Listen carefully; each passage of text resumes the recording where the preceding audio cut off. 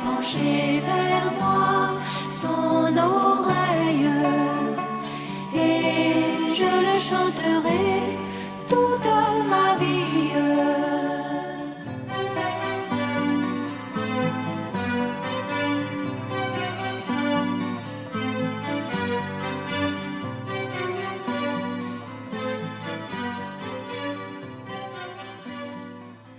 Vous savez, c'est très difficile de tenir pendant un long moment le micro à la main comme ça. Je loue mes frères qui arrivent à le faire. Je trouve ça très, très difficile de prêcher tout en ayant le micro à la main d'un côté. Nous qui aimons bien faire des mouvements, ça, c'est un peu dérangeant pour nous. Frère, voilà ce qui est écrit ici. Heureux, ailleurs il est écrit bienheureux. Bienheureux l'homme qui ne marche pas selon le conseil des méchants. Et nous savons que les méchants n'ont pas de place au ciel. Malheureusement, il y a encore des gens qui se nomment chrétiens, qui marchent parce que des gens qui ne sont pas chrétiens peuvent leur donner des conseils. Or, nous avons le meilleur conseiller qui est le Saint-Esprit. Le Seigneur a promis, en partant, qu'il nous l'enverra afin qu'il reste éternellement avec nous. Donc, nous avons quelqu'un auprès de qui nous pouvons nous assurer de bons conseils. Vous savez, dans le monde, les gens paient des conseils. Dans le monde, les gens paient des gens pour être leur conseil. On paie un avocat pour être son conseil. Parce qu'on peut avoir des affaires juridiques. Et comme on n'est pas juriste, on va payer quelqu'un qui va venir regarder le document ou le travail qu'on est en train de faire là pour voir s'il n'y a pas des aspects complexes. Si demain ça va au tribunal, on peut avoir des problèmes avec. Donc cet homme-là, on le paie spécialement pour faire ce travail. Pour se prémunir du danger qui peut arriver. Et nous, Dieu nous a donné gratuitement un conseiller. Ça s'appelle humain. Et on n'a pas besoin de payer. Tout homme qui est né de nouveau peut s'approcher gratuitement et librement de lui quand il est dans une situation difficile. Et il peut obtenir le conseil. C'est pour ça qu'ici, il dit bienheureux l'homme qui ne marche pas selon le conseil des méchants. Qui ne s'arrête pas sur la voie des pécheurs. Oui, c'est vrai. Vous voyez ici la voie qui a été mise, ce n'est pas le verbe d'entendre, c'est le chemin des pécheurs. Le chemin par lequel passent les pécheurs, lui ne s'arrête même pas là. C'est vrai. Et Frère Branham a rendu le témoignage de Nelly, de cette sœur Nelly, qui était une grande danseuse, qui a remporté beaucoup de prix et qui est convertie. Et puis un jour passant, elle passe devant la boîte où auparavant elle avait dansé. Et elle a eu tort de s'arrêter. Elle dit, mais je peux entrer et rendre témoignage de ce que Dieu a fait pour moi. C'était le seul grand piège. Elle s'est arrêtée, elle y est entrée, et avant de s'apercevoir, il était déjà tout était entre les bras de quelqu'un qui dansait. Et c'est en courant qu'elle est sortie, qu'elle est partie voir Frère Branham. Et c'est quand Frère Branham priait pour elle, qu'un démon est sorti sous la forme d'une chauve-souris ailée. Une chauve-souris ailée, il est sorti d'elle. Parce qu'auparavant, la porte s'ouvrait, se rabattait, s'ouvrait, se rabattait. Et puis, la chauve-souris est sortie. Et il a compris. Et quand cet animal est sorti, cet esprit est sorti, elle a été libérée pour toujours. C'est pour ça que nous également, nous ne devons plus nous arrêter sur les chemins que nous avons parcourus auparavant. Des chemins que nous avons connus auparavant, il n'est plus bon de nous y arrêter. Quel que soit ce que nous pensons, Il y en a qui disent qu'on peut aller dans les boîtes de nuit pour rendre témoignage. Le chrétien ne peut pas aller dans une boîte de nuit pour rendre témoignage à quelqu'un. Si Dieu, tu ne peux pas le gagner, c'est pas dans la boîte de nuit que tu vas le gagner. Vous partez à Kumasi, il y a des boîtes de nuit, il y a des endroits où on dit que les chrétiens peuvent aller là, se divertir. Parce que aujourd'hui, le diable, il n'est pas né comme nous. Il n'est pas du même âge que nous. La Bible dit qu'il était là au jour de la création. Il a vu tout. Mais il s'est révolté. Donc, ces années-là, c'est plus que nous. Parce que lui, c'était au moment où on criait. Il était présent. Et il est beau. Mais un jour, l'orgueil s'est trouvé en lui. Et il a voulu prendre la place de celui qui l'a créé. Il est devenu rebelle. Alors, il est tellement malin, plus malin que nous. Il peut nous présenter des choses qui soient tellement mirobolantes, qui miroitent. Et on pense que c'est ça qu'il faut prendre. C'est pour ça qu'il est décrit qu'il ne s'arrête même, il ne s'arrête pas. Il poursuit son chemin, il ne s'arrête pas du tout. Sur la voie des pécheurs. Et ne s'assit pas en compagnie des moqueurs. Quand il voit que des gens qui se moquent des autres sont assis là, il n'a même pas le droit de s'asseoir avec eux. Il ne peut même pas s'asseoir avec eux. Et le chrétien que nous sommes, nous devons éviter des gens qui aiment se moquer. C'est vrai. Il y a des gens qui aiment parler des autres. Il y en a beaucoup. Il y a des femmes qui aiment parler des autres. Mais frère, si on doit s'apitoyer, c'est sur soi-même. Moi, je pense personnellement que si on doit s'apitoyer, tout à l'heure, je venais du village avec un frère. On parlait d'une situation, je lui ai dit, frère, je vais te dire une chose. Aujourd'hui, j'ai un seul souci. C'est celui de ne pas avoir un seul ressentiment, un mauvais sentiment avec qui que ce soit. Quel que soit ce que la personne peut faire, moi je prie Dieu pour que je n'ai pas de ressentiment par rapport à cette personne. C'est-à-dire avoir dans mon cœur quelque chose contre lui, ou penser mal de lui, ou parler mal de lui. Parce que c'est pas ce que l'autre fait, et ça ma femme le sait, la fois dernière ma fille le dit, c'est pas ce que l'autre fait qui me condamne, c'est ce que je fais. C'est pas ce que l'autre dit qui me condamne, c'est ce que moi je dis. Et ça c'est important. Souvent on ne comprend pas. Mon frère peut mal parler, il peut mal se conduire envers moi, mais moi ça ne me condamne pas. C'est lui qui se condamne. De ce qu'aujourd'hui ici, si les gens parlent mal de vous, priez pour eux plutôt. Ayez compassion. Parce qu'ils sont amis de l'ennemi. Ils sont ensemble avec le diable. Et vous avez entendu quand Frère Franck Paché la fois dernière a dit, mais ils sont accusateurs au même titre que le diable. Qui est l'accusateur des frères? Celui qui accuse les frères, c'est le diable.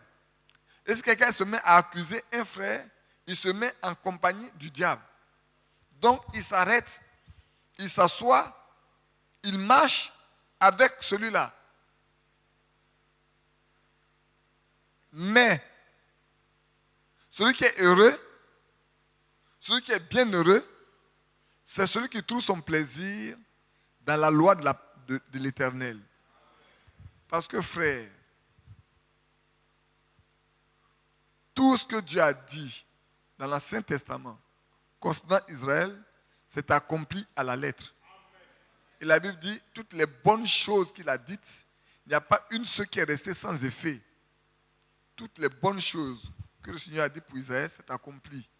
Et même quand il a dit que lui se répand et qu'il les met il les sort du pays, cela s'est accompli.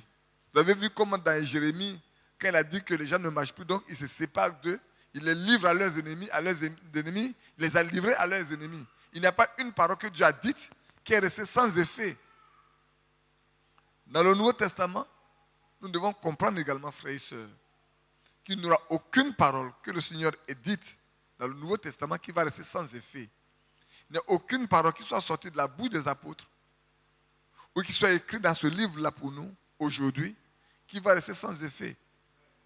Cela aura toujours un effet. Donc nous devons bien faire attention. Nous ne pouvons pas être heureux si nous n'accomplissons pas ce que le Seigneur a décidé pour nous. Nous sommes en train de faire des temps. Il a dit qu'Élie viendra. Nous, on n'était pas nés quand il a dit qu'Élie viendra. Mais Élie est venu. Élie est parti. Matthieu 24 avait été écrit avant que Frère Franck ne naisse. C'est quand quelqu'un lui a dit, mais on connaît le ministère de Frère Franck, de Frère Branham dans la Bible. Et toi, ton ministère là, est-ce qu'on ne peut pas le trouver de la Bible? Il lui a dit, mais frère, il ne faut pas chercher, il ne faut pas me chercher des problèmes. Mais pour finir, Dieu a dû lui révéler que voilà son ministère qui est dans la Bible. C'est pour cela que, écoutez-moi bien, frère. La fois dernière, quand on a reçu l'invitation de Frère Franck, on a dit Frère Franck arrive et que c'est ceux qui ont été livrés à Satan qui l'ont invité. Je vous ai dit que personne ne dise quoi que ce soit. Parce que moi-même, le Seigneur m'a révélé simplement que de même que Aaron et Myriam n'avaient pas le droit de parler mal de Moïse, nous également n'avons même pas le droit de parler mal de qui que ce soit. Franck n'est pas notre serviteur. Il est le serviteur de celui qui l'a appelé. Et il est capable de le conduire. Comme Dieu a conduit Moïse, comme Dieu a conduit Jérémie, comme Dieu a conduit Ésaïe, comme Dieu a conduit Ézéchiel. Dieu est capable de le conduire. Comme Dieu a conduit Élie également. Tout ce que nous avons à faire, c'est de prier seulement pour lui. Quel que soit ce qui se passe. Quel que soit ce que vous entendez beaucoup de choses. Hein? Vous pouvez entendre beaucoup de choses. Ce n'est pas tout qu'on dit.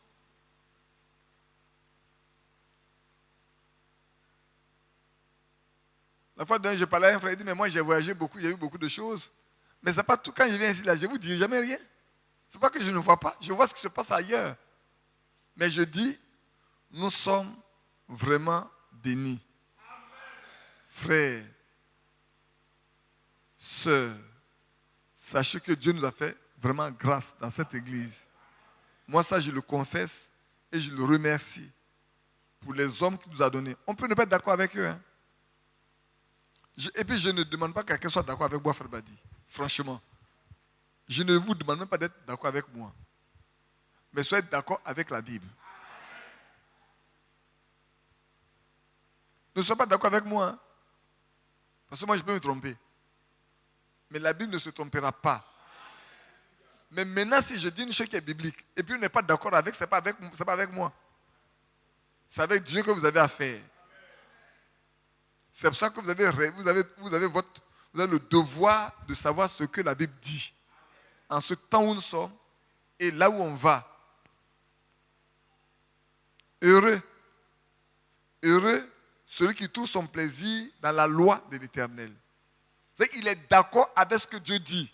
Et il trouve toute sa joie dans ce que Dieu dit. Donc quand il trouve sa joie dans ce que Dieu dit, il s'applique à vivre ce que Dieu dit.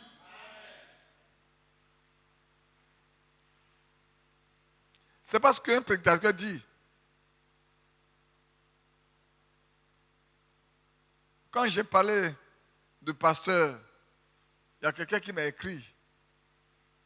Il était heureux, il a dit, mais vraiment tu as parlé de ce problème unique.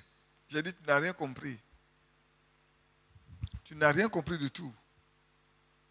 Dans la Bible, dans les églises, il peut avoir plusieurs pasteurs dans une église. Dans une église donnée, il peut y avoir plusieurs pasteurs. On ne peut pas déchirer la page de Éphésiens chapitre 4. Ce n'est pas possible.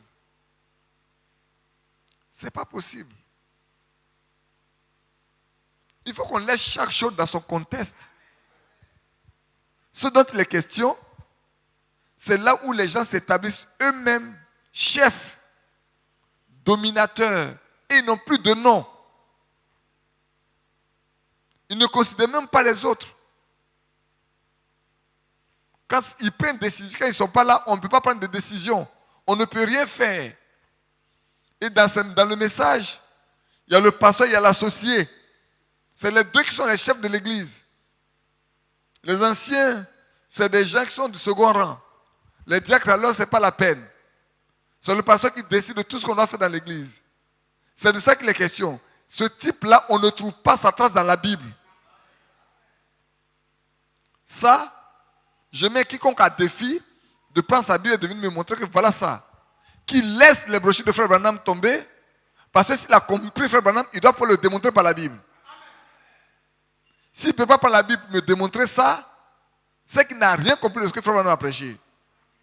Tout ce que Frère Branham a prêché est lié à la Bible. Et si on ne peut pas le placer dans la Bible, on laisse ça tomber.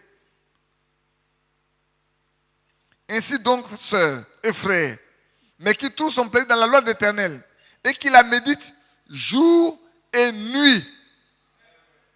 Malheureusement, avec le temps moderne dans lequel nous sommes, avec les études que nous avons à faire, avec le travail, on court tellement que je me demande si on arrive à lire la Bible nuit et jour et nuit. Ah.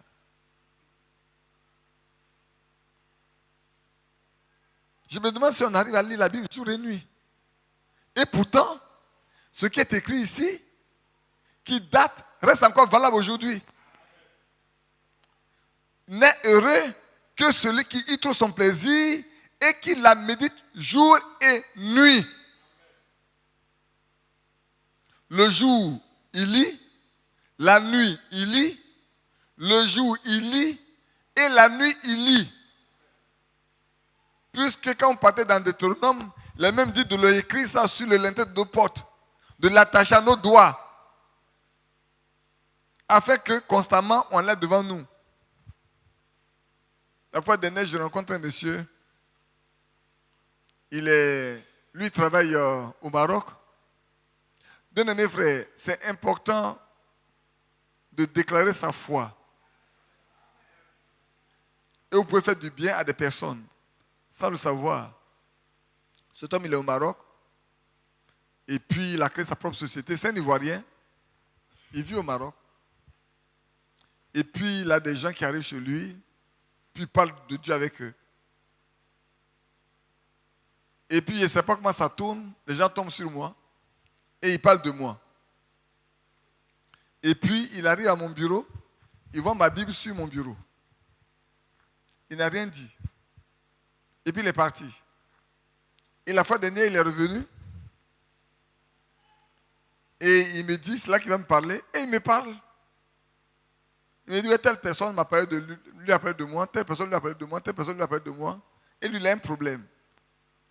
Et il vient, non pas en tant que directeur financier, mais il vient me voir en tant que chrétien, en tant que quelqu'un qui est serviteur de Dieu, pour lui donner des conseils par rapport à ça. Ils sont dans le mouvement œcuménique. Ils ont formé un petit mouvement œcuménique au Maroc, là. Ils sont tous dedans. Tous les évangéliques sont dedans et tout. Je lui ai dit que vous faites fausse route.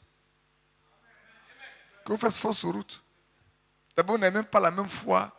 Vous ne croyez pas les mêmes choses. Si c'est pour vous réunir, pour vous prier. Et la preuve en est que chez vous, chez eux, il y a une enveloppe pour la dîme qui est là.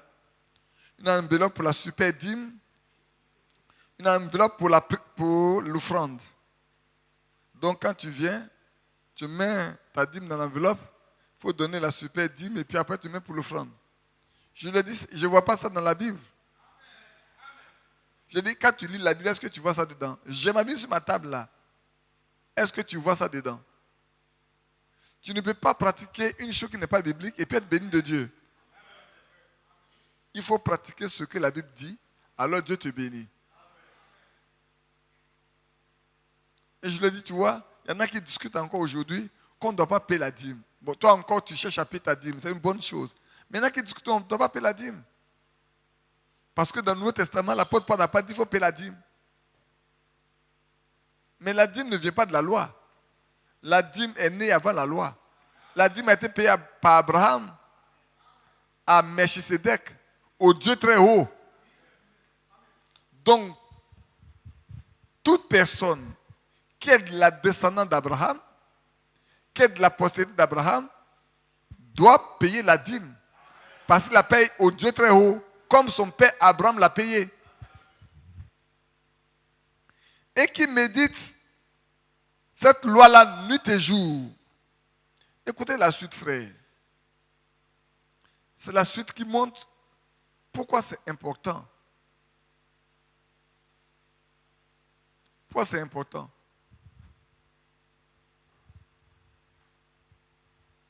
C'est la suite là qui montre pourquoi c'est important. La suite dit, il est comme un arbre planté près d'un courant d'eau qui donne son fruit en sa saison. Cet homme-là, il est comme un arbre planté près d'un courant d'eau.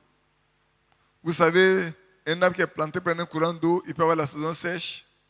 Les autres arbres peuvent avoir les feuilles qui tombent, des branches qui meurent. Mais cet arbre-là ne souffre pas. Parce que ses racines vont profondément là pour puiser dans l'eau qui passe sa nourriture. Et il vit. Or nous avons l'eau de la parole. Notre nourriture pour notre âme se trouve dans la parole. Si nous voulons que notre âme fleurisse, vive, produise des fruits, digne la repentance, nous pouvons ne trouver nulle part ailleurs que dans la Bible. Maintenant, si nous ne pouvons pas lire la Bible, il y a deux cas, hein, frère. Il y a deux cas. Là aussi, je parlais à quelqu'un. Je parlais à quelqu'un qui était un peu troublé, qui est venu me voir, on parlait ensemble. Et je lui ai dit, tu sais, on lui parlait du baptême, pour parler du baptême, on va parler de la croix, démontrer ce que la croix a apporté, ce que la croix n'a pas apporté, depuis la croix, qu'est-ce que c'est? Je lui ai dit, c'est une théorie qui n'a pas de sens. J'ai dit, mon frère, c'est une théorie qui n'a pas de sens. Il m'a regardé. Et il a dit, pourquoi? Toi, tu es intellectuel, tu sais lire. Alors tu peux lire la Bible. Alors tu comprendras ce que c'est. Mais celui qui ne sait pas lire, qui n'a pas été à l'école, comment il va aller lire ce que la croix a fait pour lui? Ce qui est nécessaire pour cette personne-là, c'est que l'Esprit de Dieu vienne le saisir et lui révéler sa nature réelle. Quand le Saint-Esprit descend sur lui, pour lui montrer qu'il est pécheur et qu'il a besoin du pardon qui a été offert à la croix, et qu'il accepte le pardon, il est pardonné. Et Dieu lui fait grâce et il naît de nouveau. Et ensuite Dieu vient habiter en lui. Il n'a pas besoin de savoir lire, mais Dieu l'instruit. Et ce que Dieu lui donne là, quand tu viens avec ce qui est faux, l'Esprit de Dieu lui dit en lui, l'Esprit de Dieu le convainc que ce que tu apportes n'est pas vrai. Par contre, quand tu viens lui parler des choses de Dieu qui sont vraies, son cœur répond Amen. Et ici, c'est vrai pour nous. Ces personnes-là qui n'ont pas été à l'école, à qui on parle, qui reçoivent, qui gardent, elles gardent précieusement ce qu'elles entendent. Et leur souci, c'est de vivre de sorte que quand quelque chose de fou arrive, ils savent comparer, ils savent faire la différence. Il ne faut pas de l'intellectualisme. Ils savent rester dans ce qui est juste. Ils savent rester dans ce qui vient de Dieu. Parce qu'ils se laissent convaincre par Dieu lui-même. Ils ne se laissent pas convaincre par les hommes. Malheureusement, nous cherchons toujours la caution des hommes.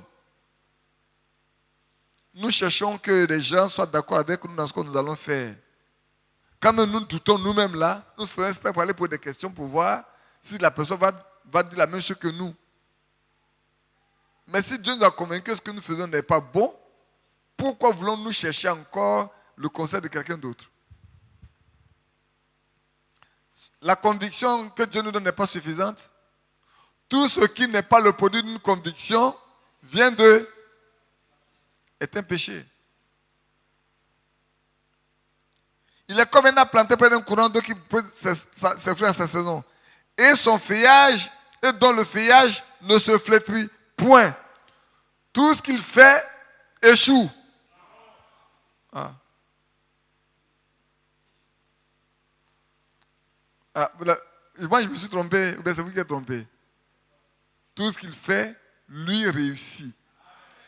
Ça ne réussit pas à un autre. Ce n'est pas un autre qui réussit à sa place. Hein?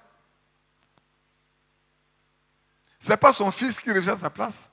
Ce n'est pas sa femme qui réussit à sa place. Ce n'est pas son frère qui réussit à sa place. C'est lui qui réussit. Tout ce qu'il fait, écoutez bien. Moi, souvent j'aime bien m'arrêter sur tous les mots dans les détails. La Bible dit tout. Il n'a pas dit quelque. Il dit tout. Tout ce qu'il fait, lui réussit. C'est important de s'arrêter. Donc, si aujourd'hui, moi aussi, j'applique textuellement ce qui est écrit ici, je fais textuellement ce qui est écrit ici, je vis exactement comme c'est écrit ici, Dieu est tenu. Il est obligé d'accomplir pour moi ce qui est écrit ici. Tout ce qu'il fait, lui réussit. Si je peux prouver à Dieu que moi je vis comme c'est écrit ici, il est tenu, il est obligé envers moi de faire réussir tout ce que je fais. Est-ce que vous comprenez? Voilà l'engagement que Dieu lui m'a pris. Il dit, si toi, tu fais exactement ce qui est écrit ici, parce que celui qui a écrit ça là, il a expérimenté. Il y en a qui écrivent les livres, parce qu'il faut écrire des livres. Vous partez dans les librairies là, chrétiennes, comme on le dit, vous voyez beaucoup de gens qui écrivent les livres. Quand vous prenez, vous lisez, vous voyez que c'est vide. Ce n'est pas une expérience vécue. Mais quand c'est une expérience vécue, vous voyez bien que ça, là, quand vous le lisez, vous aussi, vous avez envie d'expérimenter ça. Moi, je vous dis pourquoi j'aime bien. Je ne discute pas avec Dieu, elle m'a dit, le premier de Dieu, je ne discute pas avec Dieu. Parce que j'ai eu des expériences faites par des hommes. Aujourd'hui, les gens voient, Dieu dirige mes affaires, il met ça dans les voitures, Dieu dirige mes affaires. Ils ne savent même pas de qui ça vient. Cet homme, il donne 90% de ses revenus à Dieu, il garde 10% pour lui. Moi, je ne suis pas encore à ce stade-là. Je ne suis pas encore à ce stade-là. De temps en temps, on essaie. On dit, Dieu, tiens ça là. Et puis, nous, même si on n'a rien, ce n'est pas grave. Et puis, nous rétrocède tout ce qu'on lui a donné. Dieu ne garde rien pour nous, il ne garde rien. Et c'est vrai. Et lui, il donne tout. Il donne 10%. Et j'ai lu un autre. Ce livre, je l'ai poursuivi jusqu'à ce qu'on l'édite. Le monsieur, en allant à l'église, il a dit aujourd'hui, il va donner 500 francs français comme offrande à Dieu. Et quand il est parti à l'église, écoutez-moi bien, c'est un fermier, il a des bœufs, il a une grosse vache, il a des cochons, il a tout. Et sa vache lui produit beaucoup de lait. Il vend le lait, il fait des enfants, donc ça multiplie son cheptel.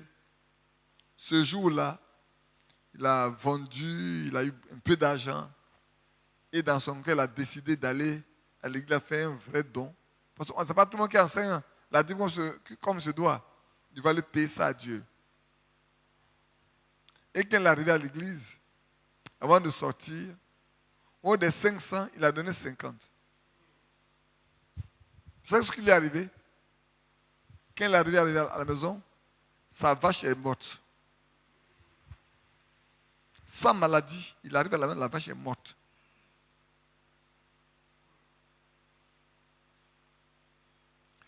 Quand il est retourné à l'église le dimanche prochain, il a donné les 50 ou plus. Mais ça va chez Mott. On ne prend pas des engagements avec Dieu et puis revenir en arrière. Frère Branham a dit, nos pensées sonnent plus fort au ciel que nos voix sur la terre. Nos pensées là, quand j'ai vu dans nos cœurs, puis ça monte dans nos pensées, ça monte plus fort au ciel que ma voix là. Oui, si ma voix est limitée là, c'est tout simple. Mais ma pensée, vous ne la comprenez pas, vous ne la connaissez pas. Mais au ciel, ma pensée n'est pas cachée. Ma pensée n'est pas cachée, votre pensée n'est pas cachée. Tout ce que vous pensez ici là, ce n'est pas caché au ciel. C'est nu. Mais vos paroles, c'est juste là où vous êtes. Mais vos pensées, au ciel, c'est ouvert. Et Dieu le voit. Et ça défile. Et ça passe. On pourrait dire comme ça passe en boucle. Et ça parle plus fort que nos voix sur la terre. Et je vais vous donner un autre exemple. L'autre, il est un croyant. Et puis, il a un voisin qui est très embêtant. Ils sont tous des fermiers. Lui paye correctement sa dîme. Ils ont un cours d'eau qui irrigue leur champ. L'autre est venu, il a barré le cours d'eau pour que le chrétien n'ait pas de l'eau pour irriguer son champ, pour qu'il produise. Après, si c'était vous, qu'est-ce que vous allez faire? On vient faire palabre. Lui n'a pas fait palabre. Il est venu, il a délimité, il a fait en sorte que l'autre ait de l'eau, lui aussi laisse son eau.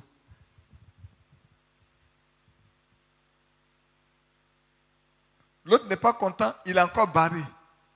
Parce qu'il ne veut pas du tout que l'autre puisse produire. Lui, il a prié, il a laissé. On allait faire pareil, il a laissé. Vous savez ce qui s'est passé? À la fin de l'année, là, entre les deux qui a récolté le plus. Le chrétien dont on a coupé l'eau là, il a plus récolté que son voisin qui a pris toute l'eau. Parce qu'il a dit simplement, la Bible dit, si on te réclame ta chemise, tu donnes aussi ta tunique. Il a essayé d'arranger la situation pour que l'autre soit bien. Ça ne pas. Il ne veut pas que du tout l'autre ait de l'eau. Bon, s'il va encore commencer, ça va devenir palabre. Vas-y. Dieu, c'est toi qui dis de planter. Moi, j'ai planté. Comment Dieu a fait pour arroser tous les matins? Arroser tous les soirs. Arroser tous les matins. Arroser tous les soirs. Pour que ces plantes ne meurent pas, Dieu sait comment il a fait.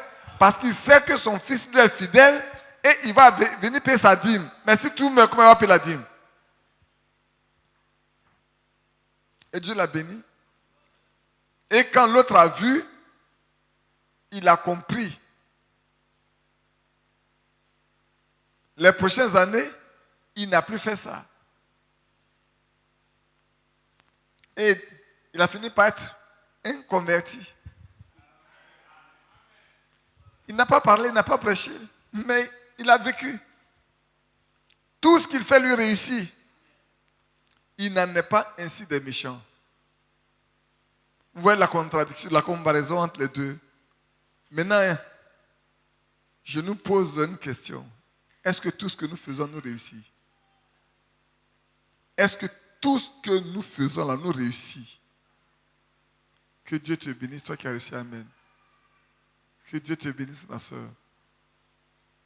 Est-ce qu'il y a quelqu'un ici qui peut confesser que tout ce qu'il fait là ne lui réussit pas?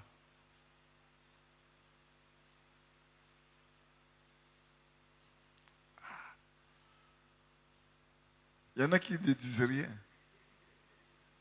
Que Dieu vous bénisse. Si vous pouvez confesser devant Dieu que tout ce que vous faites ne vous réussit pas, la réponse se trouve ici. Mettez Dieu à l'épreuve. Peut-être c'est pour vous que Dieu a voulu que je lise ça ce soir. Mettez-lui à l'épreuve. Puisqu'il dit tout ce que cet homme-là fait lui réussit. Mettez-le à l'épreuve. Vivez le psaume chapitre 1. Et dites au Seigneur que j'ai vécu le psaume chapitre 1. Parce que tu as dit, tu as fait, toi-même, tu as montré qu'il y a une différence entre celui qui fait ce que tu as dit et celui qui ne fait pas ce que toi tu dis.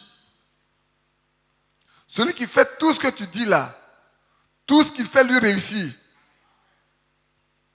Moi également, Seigneur, je fais tout ce que tu as dit. Alors il faut que tout ce que je fais me réussisse. Vous n'avez pas levé la main, vous n'êtes pas concerné. Je parle à mes deux frères qui ont levé la main.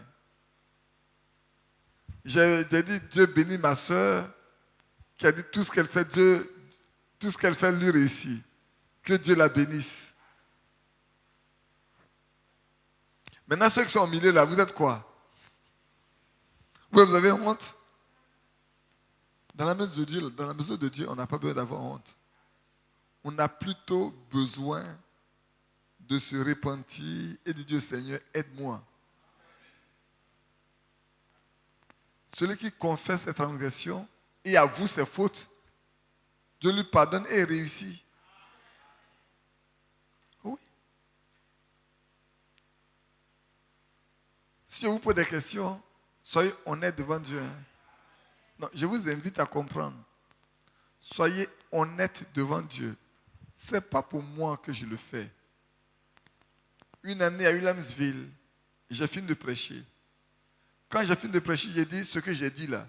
Celui qui se sent concerné, qui se lève, compris pour lui. Je savais qu'il y avait une situation dans l'église. Je ne sais pas pourquoi, mais j'ai dit celui qui est concerné, qui se lève, compris pour lui. Si vous voulez, vous pouvez demander à frère Asibiji, il va vous le dire demain. S'il ne se rappelle pas, je lui donne les circonstances et il va vous le dire. Il y a un frère de l'Afrique centrale qui était en Côte d'Ivoire, qui faisait une certaine activité, qui n'était pas bonne. Il était cloué là, assis, il ne s'est pas levé. Quand il est rentré à la maison, les policiers sont venus le prendre en même temps, directement en prison. Le même jour, ce n'est pas demain, hein, le même après-midi, quand il est rentré à la maison, on est venu le prendre et puis on l'a envoyé en prison.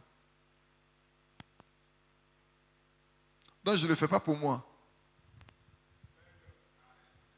Je le fais parce que conduit pour le faire pour chacun de nous. Il n'en est pas ainsi des méchants. Ils sont comme la paille que le vent dissipe. Le méchant, il est comme la paille que le vent dissipe. Quand le vent vient, comme c'est une paille, le vent emporte. On ne trouve plus la trace. Alors que le chrétien, celui qui est chrétien, qui fait la volonté de Dieu, tout ce qu'il fait lui réussit. Puisque ce n'est pas lui-même. Écoutez bien. Maintenant, je vais aller vous citer une écriture donnée par le Seigneur Jésus-Christ. Il dit, cherchez d'abord le royaume de Dieu et sa justice, et toutes choses vous seront données ensuite. C'est pas vrai? Ça ne s'aligne pas avec ça? Ça s'aligne. Cherchez d'abord le royaume de Dieu et sa justice. Et les autres choses, il vous les donne lui-même. Si on ne peut pas chercher d'abord le royaume de Dieu, chercher la justice de Dieu, il ne faut pas qu'on s'attende à ce que Dieu nous donne toutes choses ici-bas. Il ne faut pas qu'on s'attende à ça. Mais si nous sommes préoccupés d'abord, moi quand j'appelle mes deux garçons qui sont dans le pays des Américains, là, je leur ai dit toujours, si vous voulez réussir, Dieu doit être au centre de votre vie. Sinon, vous perdez votre temps. Quand je les appelle, c'est comme ça que je commence toujours. Je leur dis, je vous dis, Dieu est votre père là-bas, il est votre mère, il est votre oncle, il est votre conseiller. Si vous l'abandonnez, sachez que vous avez échoué d'avance. Même si vous avez tous les diplômes, vous avez échoué d'avance. Oui, vous avez échoué d'avance. Mais si vous avez Dieu avec vous d'abord, le reste là, c'est lui qui donne. Et il ne le fait pas sur de chagrin. Ce n'est pas de l'évangile de la prospérité que je prêche. Hein. Non, non, non. Je parle de la foi. Par celui qui aime Dieu, Dieu pourvoit à ses besoins. C'est de ça qu'il est question. Regardez bien. Quand il s'agissait de payer les impôts, qu'est-ce que le Seigneur a dit à Pierre? Il n'a pas dit va pêcher, tu vas attraper un poisson et puis tu vas le vendre pour avoir de l'argent. Il dit tu vas le pêcher, tu vas attraper un poisson. Dans la bouche du poisson là, il y a une pièce. Tu prends cette pièce là et tu vas payer l'impôt pour toi et pour moi. Il n'a pas dit va pêcher pour attraper un poisson et puis va vendre le poisson pour prendre l'argent. Il dit tu vas, tu pêches le poisson, tu attrapes le poisson, tu ouvres sa bouche là, il y a une pièce d'argent. Tu prends cette pièce d'argent et tu allais payer ton impôt et mon impôt. C'est pas écrit dans le Nouveau Testament? C'est écrit dans Matthieu. Donc, le Seigneur savait quel est le poisson dans la bouche duquel se trouve cette pièce. Et il a destiné à Pierre. Quelqu'un d'autre n'allait pas le pêcher. Quelqu'un d'autre ne pouvait pas le pêcher si c'était Pierre. Et quand Pierre est parti, il a lancé sa ligne. Ce n'est pas un autre poisson. C'est le poisson qui est venu mordre. Pierre l'a pris. Il a ouvert seulement la bouche. La pièce est là. Il a pris la pièce. Il a laissé le poisson. Parce que c'est ça qu'il est venu chercher.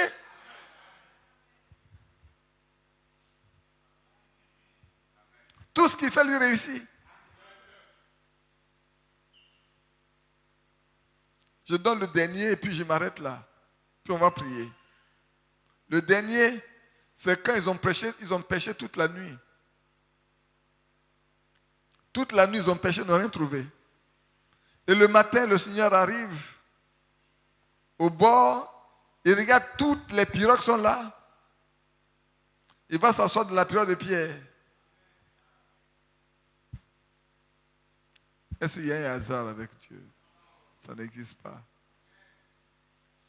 Il y a beaucoup de personnes qui ont des pirogues là. Ils laissent la pirogue de tout le monde, ils montent dans la pirogue de Pierre. Il dit, Pierre avance un peu seulement. Et puis il reste là. Il prêche, il prêche, il prêche, il prêche. Quand il a fini de prêcher, il a vu bien dans le bateau de Pierre, il n'y avait pas de poisson. Il sait qu'ils ont travaillé toute la nuit, ils n'ont rien attrapé. Il dit, Pierre, il faut avancer un peu en eau profonde et puis tu vas lancer ton filet pour attraper. Pierre lui a dit, on a travaillé toute la nuit. On n'a rien attrapé. Mais comme toi, tu as dit, je vais obéir. Et quand ils sont partis, un peu seulement, ils ont lancé le filet. Ce que toute la nuit ils n'ont pas eu, en une fraction de seconde. Parce que le Seigneur connaissait où se trouvait la bande de poissons. Il savait l'heure à laquelle ces poissons passeraient. Et quand l'heure arrivait, il dit, Pierre, mettez votre filet là comme ça.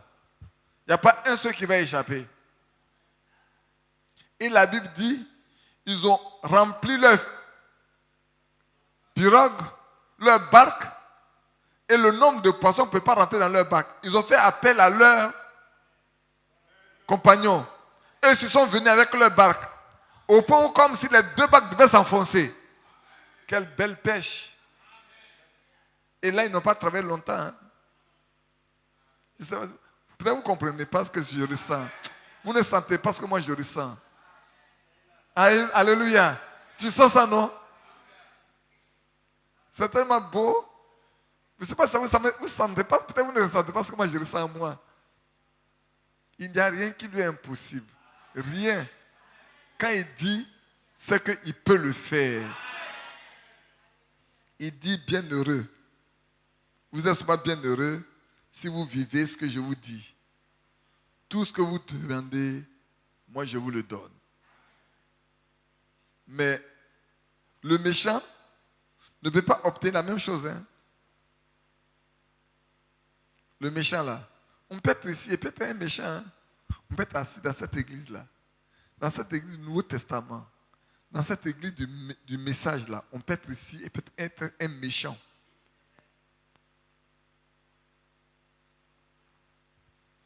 Peut-être il faut que je vous raconte le son que quelqu'un a vu me raconter. L'enlèvement a eu lieu. Et il y a eu beaucoup qui étaient assis là. Et puis le frère est venu pour leur dire, mais je vous ai dit tout le temps ici, vous n'avez pas cru. Maintenant, l'enlèvement a eu lieu, voilà, vous êtes restés là. Vous pouvez compter de rester là. Mais l'enlèvement a eu lieu déjà. Je suis venu vous dire que l'enlèvement a eu lieu. Vous n'avez pas écouté ce qu'on vous a dit auparavant. Je ne vous dis pas le nom du frère. Sinon, vous allez regarder trop à ce frère-là. Je ne vous dis pas son nom. Ceux qui connaissent le son, ils savent de qui il est question. Un matin, l'enlèvement va avoir lieu.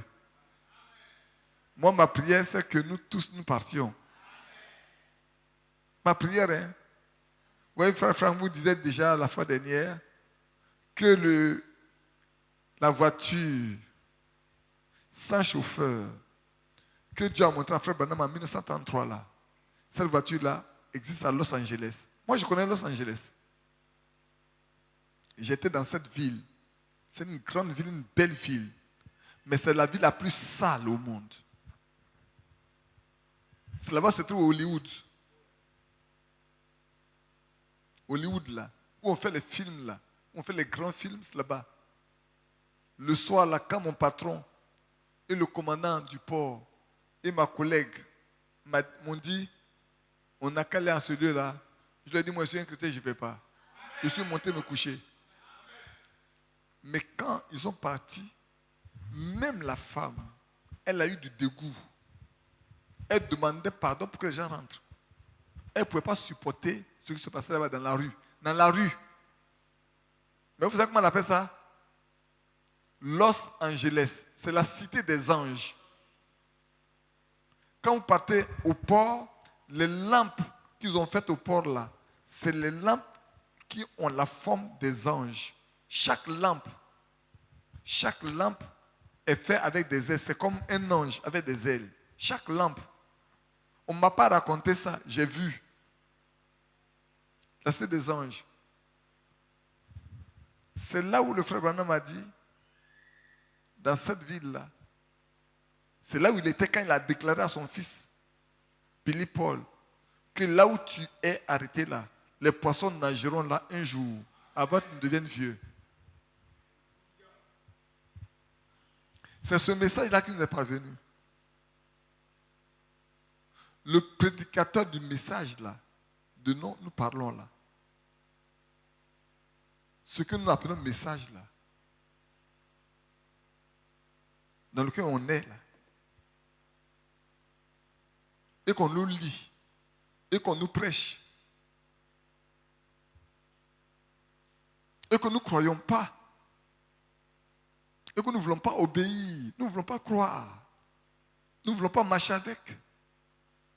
Aujourd'hui, nous devons nous arrêter pour dire, mais si Dieu a dit des choses qui s'accomplissent, je dois faire attention. Cette voiture existe, et frère Franck disait qu'il y en a plusieurs dans la ville de Los Angeles. En 1933, Dieu lui a montré ça.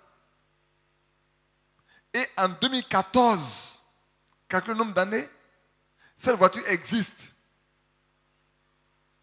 Avant, les voitures là, on avait une forme plate. Vous voyez, la voiture elle est comme ça, plate comme ça, comme ça. Aujourd'hui, on a des voitures qui ont la forme d'un œuf. Dieu le lui a dit. Mais il lui a montré précisément qu'il va avoir une voiture où il n'y aura plus de conducteur. Vous programmez la voiture, elle se gare elle-même. Vous allez jusqu'à ce que vous arrivez où vous êtes. Si c'est dans votre maison, il arrive là, lui-même se gare. Vous n'avez pas besoin de la conduire. Elle existe aujourd'hui. Mais Dieu l'a montré en 1933. Pour nous dire à nous, qui sommes à la fin des temps, que voilà ce que Dieu a dit. C'est devenu une réalité. Quand ça devient une réalité, qu'est-ce que nous devons faire? C'est que l'enlèvement va devenir une réalité. Ici, il y en a qui sont assis là quand on prêche. Eux-mêmes, ils prêchent aussi. Et quand on finit de prêcher, ils sont dehors, ils en discutent.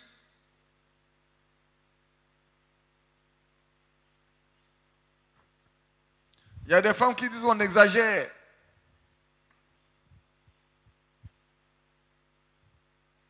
Un matin, les exagérations vont s'arrêter. Il n'y aura plus personne pour vous embêter. Il n'y a plus personne pour vous exiger quoi que ce soit. Mais vous allez venir vous arrêter ici, vous asseoir ici, et vous allez pleurer. Ce que vous n'avez pas considéré hier là, vous allez vouloir reconsidérer ça. Et ça sera trop difficile. Parce que celui qui sait ce qui va se passer après l'enlèvement doit prendre garde aujourd'hui. La Bible dit,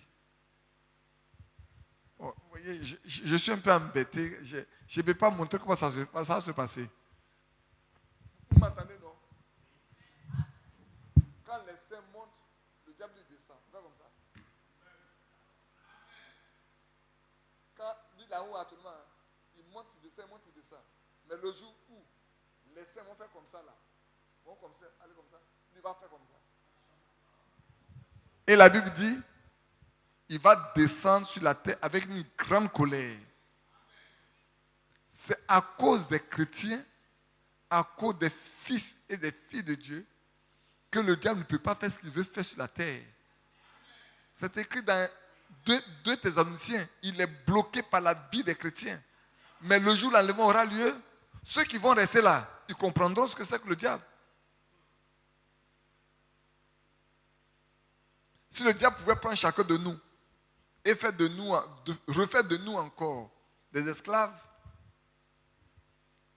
le plus vite on mourra, le mieux il sera.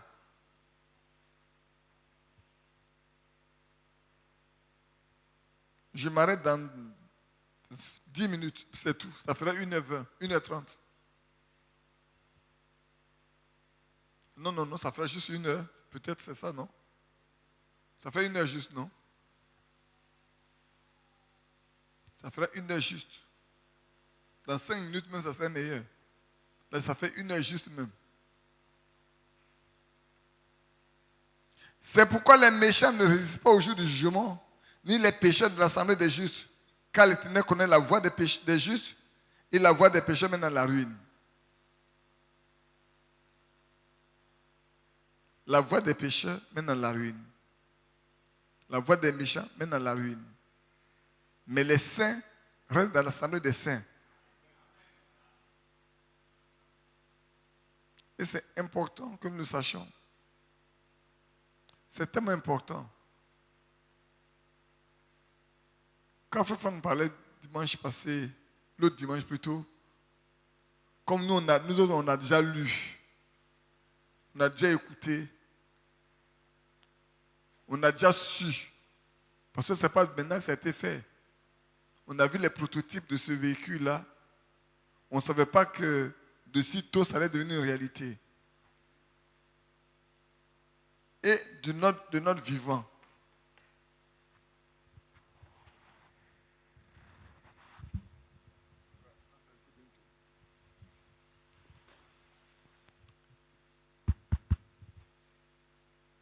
Et de notre vivant.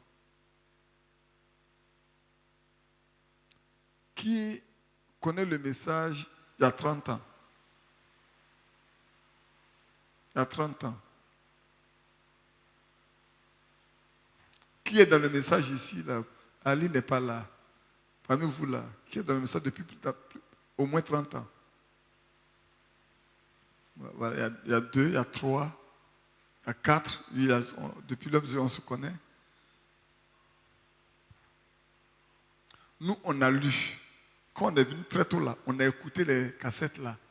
On a su. Mais voilà, on est vivant, on n'est pas encore mort. Et ce qu'on lisait, ce qu'on a écouté est devenu une réalité. On va être très malheureux si seulement on a juste écouté, on a juste lu, et on a juste vu cela se réaliser. Sachant que, en d'autres termes, ça veut dire ce que cet homme a dit là, c'est tellement vrai, et que tout devient réalité aujourd'hui. Donc, quand il parle de ce que l'enlèvement aura lieu, et qu'ils ne seront pas nombreux, lui il dit, ce n'est pas un grand nombre de personnes, c'est une poignée de personnes qui va être enlevée. C'est une poignée de personnes.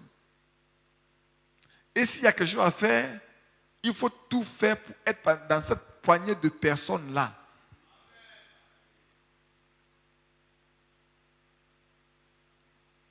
faut tout faire. Pour être dans cette poignée de personnes, il faut tout faire. Parce que c'est important.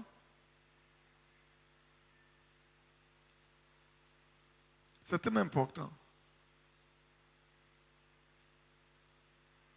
Le monde a ses attraits. Hein. Le monde là, il y a beaucoup de choses qui attirent. Le monde qui est beau. C'est les yeux, quand les yeux regardent, c'est tellement joli. On veut tout. Mais quand vous arrivez, si vous êtes un chrétien, quand vous arrivez dans les villes que les gens apprécient, vous arrêtez là. Vous dites, si ça est joli comme ça là-haut, qu'est-ce que Dieu prépare pour nous? Dieu là, qu'est-ce qu'il prépare pour nous-mêmes? Là, je vois le goudron. Mais là-bas, on dit la rue là, c'est de l'or pur même. Peut-être il y en a comme vous n'avez pas voyagé. Ou peut-être vous ne pouvez pas comprendre ce dont on parle.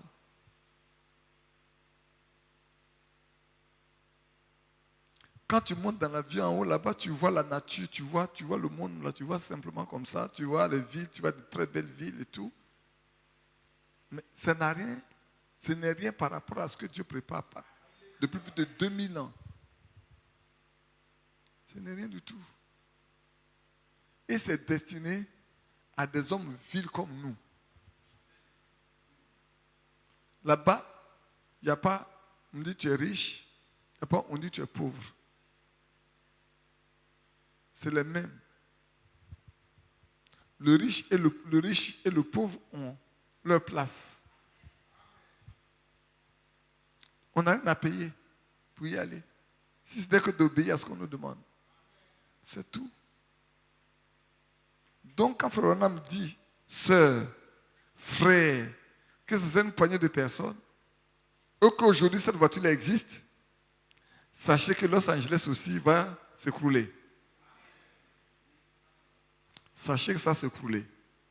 Mais ce n'est pas le fait de voir que ça existe là qui est important, frère. Comprenez ce que je dis? C'est parce que je vois que la voiture existe aujourd'hui qui est important. Peut-être demain, vous allez voir cette voiture-là ici à Abidjan. Vous allez voir des gens en train de jouer, manger, se divertir. Mais la voiture, ça va seul. Vous allez vous demander, mais avec nos Wara qui conduisent mal, là, comment la voiture va faire? C'est ce que vous allez dire. Avec nos Wara qui conduisent mal, là, comment la voiture va faire? Mais la voiture va passer son chemin. Aujourd'hui, je vous dis, il y a des voitures ici à Abidjan. Quand elle suit une voiture, quand la voiture s'arrête, elle s'arrête elle-même. Ça, je vous le dis. Il y a des voitures qui existent à Abidjan ici. Il y a des voitures qui existent. Je vais vous donner un exemple de voiture que j'ai vue la fois dernière. Je vous dis même la voiture. La voiture avec laquelle Léon s'est marié là. Moi, j'ai été demandé à ceux qui ont vendu la voiture. Léon, Boto, la voiture dans laquelle s'est marié là. Moi, j'ai été voir la société qui vend. Plouman, c'est la seule à Abidjan. La voiture dans laquelle s'est marié là. Plouman, c'est la seule qui existe à Abidjan. Il n'y a pas deux. Et cette voiture-là, quand on montait dedans, la voiture dans laquelle elle est montée là, l'écran elle est double. Le conducteur ne voit pas. Si vous mettez une vidéo, le conducteur ne voit pas la vidéo. Mais tous ceux qui sont dans la voiture, ils écoutent la vidéo. Si lui, elle veut écouter sa musique à elle, elle met son casque, elle met sa clé USB, elle écoute sa musique. Et puis le chauffeur là, il peut ne pas voir le capot. Ce n'est pas celui-là, hein, le second modèle, le modèle là, il peut le changer. Il met un appareil dedans. À lui, conduit la voiture, il ne voit pas le capot, il voit le sol. Pour éviter les trous, pour éviter les cailloux, pour éviter tout ce qui peut empêcher que la voiture là soit dérangée. Où les gens sont arrivés? Il y en a, si tu conduis, tu dors, la voiture te réveille. Elle-même te réveille. Toi, tu conduis la voiture, tu as sommeil là. La voiture te réveille. Ça existe. Elle te réveille. Quand ça te réveille là, tu ne peux plus dormir. Donc l'homme est devenu tellement intelligent qu'il peut penser que Dieu n'existe pas. Mais nous, quand nous voyons que Dieu a dit d'avance que cela va avoir lieu. L'homme ne pensait pas à ça. L'homme ne savait pas que ça va avoir lieu, mais Dieu lui savait. Et puis ça vient, ça devient une réalité. Nous, on voit. Qu'est-ce qu'on doit faire? Je vais vous dire ce que moi, ça me donne envie d'arrêter. Je vais vous dire, moi, j'ai envie de démissionner de mon travail et puis venir m'asseoir à la maison. J'ai pleuré lors de mon dernier voyage. J'ai pleuré. J'ai pleuré à genoux. Si quelqu'un veut voir que je dis la vérité, qu'il demande à Dieu, est-ce que Frère Badi a pleuré vraiment? J'ai pleuré dans ma chambre d'hôtel. Parce que j'ai dit, mais ça ne sert à rien de continuer de travailler. Ça ne me sert plus à rien de continuer de travailler. J'ai envie de tout arrêter. Mais Seigneur, est-ce que c'est ta volonté que j'arrête? Si j'arrête, si ce n'est pas ta volonté, je me ferai mal moi-même. Mais dis-moi quelque chose. Si tu veux, j'arrête. Dis-moi. Moi, j'ai envie d'arrêter. Je n'ai plus envie de travailler. Même si mes enfants sont là-bas, tu dois prendre soin d'eux. Je n'ai pas envie de travailler. Parce que pour moi, je pense que le temps est venu où on doit tout arrêter et dire, Seigneur, aide-moi. Sans être fanatique. Sans être fanatique. Laissez Dieu conduire. Laissez Dieu nous conduire. Pleurer à genoux devant lui pendant des heures. Mais je sais que les larmes à ses pieds ne sont jamais vaines. Ça aussi, j'ai expérimenté que pleurer aux pieds du Seigneur, c'est jamais vain. Il y a toujours un résultat. Alors aujourd'hui, les voitures là, elles là, les gens montent dedans. Ce n'est pas une seule voiture. Beaucoup de ceux qui ont l'argent ont acheté ces véhicules déjà pour leur propre plaisir. Ils n'ont plus besoin de se fatiguer. Ils ne conduisent plus. Ali, la fois dont tu es parti, tu viens, tu es venu, tu es cassé. Tu n'es pas d'avoir voix. À ton retour, tu es complètement cassé pour avoir conduit. Alors, mais si cette voiture-là, quand tu allais arriver, tu es très relax. Pas tu ne fais aucun effort. Tu viens, la voiture elle-même se gare. Bon, tu descends. Et puis, bon, mais elle se fait peut-être elle-même. Tu vas bien te préoccuper de quoi? Comment ça se... Puis voilà, le matin, tu viens, tu dis, bon, je vais à Yopougon. Tu t'assois devant ce que tu proclames, je vais à l'église, voilà l'adresse de l'église. Et puis bon, elle démarre, quand tout le monde est fermé, la porte est fermée, elle démarre et puis ça va, voilà. Elle arrive ici, elle regarde là, la voiture regarde, où elle peut garer, elle va garer seulement, et puis elle y va descendre. Tous les frères ont dit, mais le frère dit, il y a une voiture là.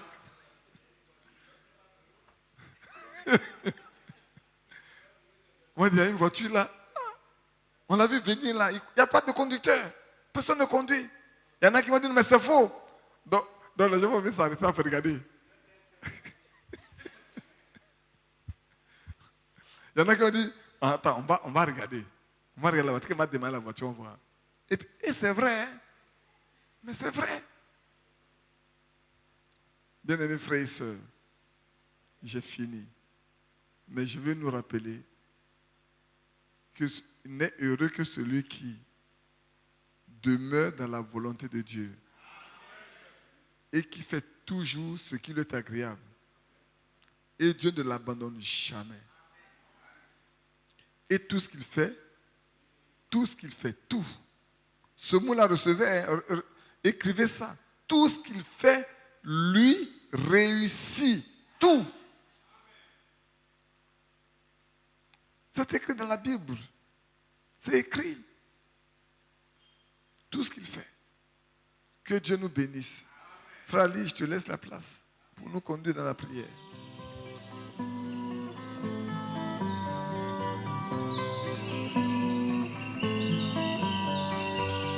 J'aime l'Éternel, car il entend ma voix. Il a penché vers moi son oreille, et je le chanterai toute ma vie.